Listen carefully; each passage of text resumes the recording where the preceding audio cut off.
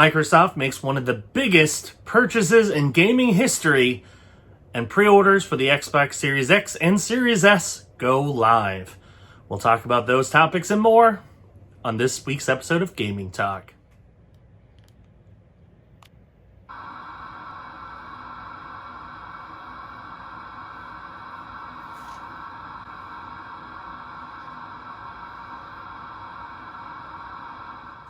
Hello everybody and welcome to another episode of Gaming Talk. This is the show where I discuss anything related to the video game industry whenever I can get around to it. My name is Chris. So, we got some big topics to talk about today, mostly relating to Xbox, because that's just where the news cycle's been lately. I kind of missed out on talking about the PS5's pre-order situation. I wish I made a video for that. Didn't get around to it. Oh well. But we're here to talk about Xbox, and we've got two very, very big pieces of news when it comes to Xbox. First of all, the one that you've undoubtedly seen all over the place. Microsoft yesterday made it official that they have acquired ZeniMax, the parent company of Bethesda Softworks. So what this means is when the deal is completed, Microsoft will own every company that ZeniMax owns. That includes Bethesda Game Studios, Bethesda's publishing arm, id Software, Arcane, Tango Gameworks. The list goes on. There are tons of different major developers and publishers who are all going to be brought under the Microsoft banner. They spent a pretty penny to acquire Bethesda. That is a grand total of $7.5 billion. That is a sum very few companies can even dream about. And Microsoft was able to spend it to essentially double the amount of internal studios they now have. So of course the question on everyone's mind is, what is this going to mean for games that have already been announced by Bethesda for coming to other platforms? More specifically, the two that were announced to be PlayStation 5 exclusives. Not much. Microsoft has already come out and said that they will honor any existing agreements, so that includes any exclusivity deals that they made with Sony for Ghostwire Tokyo and Deathloop. Now, we don't know if those are permanent exclusives or if they were timed. I would assume they were timed. And if that is the case, we will see both of those games eventually on the Xbox Series X and Game Pass. So that's pretty awesome. Now, in terms of what it means for the future, that is completely unclear. Microsoft was quoted to say that they will release games on other platforms on a case-by-case basis. So, that could mean all kinds of things. Maybe if a game they determine is going to do well enough on multi-platform, they'll release them on every platform. Or maybe only specific games will show up on other platforms. Only time will tell.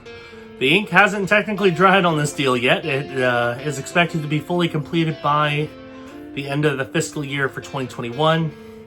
So the deal's not officially done, but it's basically done. What we can expect in the short term is lots of Bethesda games will be showing up day and date on Xbox Game Pass, which, if you own an Xbox and you're not a Game Pass subscriber, what are you doing? Like, it's too good of a deal at this point, and they just keep making it better and better. So it'll be interesting to see what ends up happening to games like Starfield or Elder Scrolls 6, which are huge upcoming games that would make a big deal if they end up being Xbox exclusive. So only time will tell what happens with this deal. But all we know for sure, Microsoft will be acquiring ZeniMax and everything in between.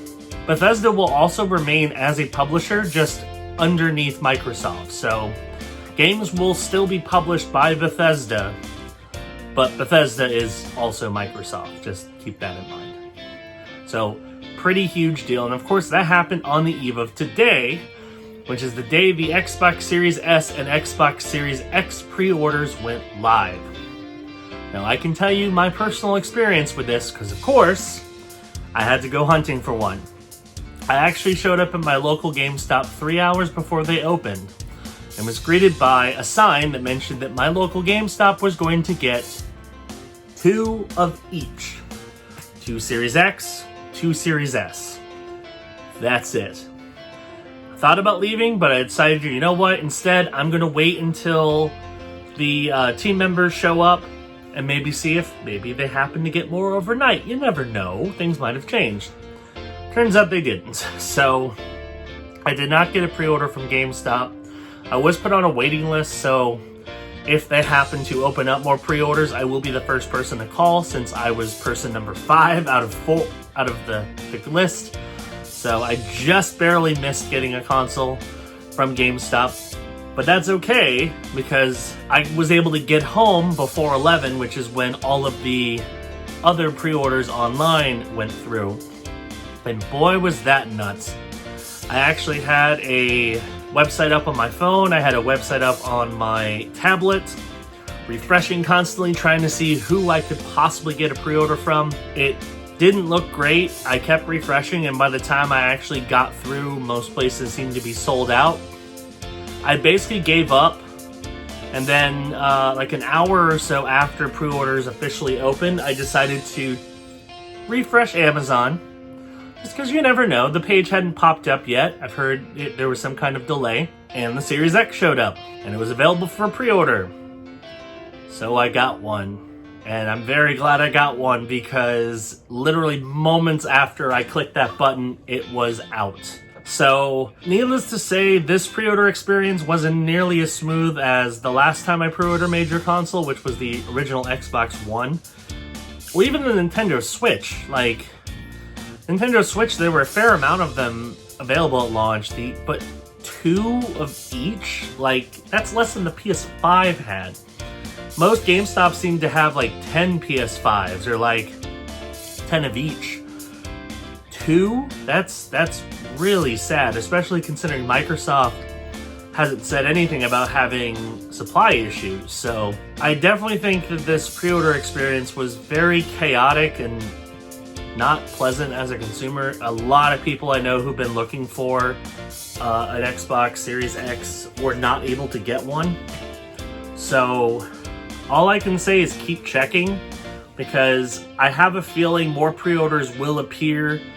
Just this initial run seemed to be very, very small, which is kind of an odd decision. But keep checking websites, keep refreshing, maybe you'll get lucky. But since I was able to acquire a pre-order for an Xbox Series X, I'd like to talk about our gaming talk plans for the Xbox Series X launch. So naturally, we're going to be doing some videos on it, since, you know, I got one and I'm really excited to do it. So on November 10th, which is launch day, as soon as my console arrives from Amazon, we will be doing a grand unboxing of the Xbox Series X. We're going to show off the UI, show off how games run on the Series X, check out Game Pass, all kinds of good stuff. So you can expect full coverage of the Xbox Series X launch on November 10th from BigCTV. We're going to have all kinds of fun content coming, all about the new console, and I cannot wait to jump into the next gen. It's going to be fun.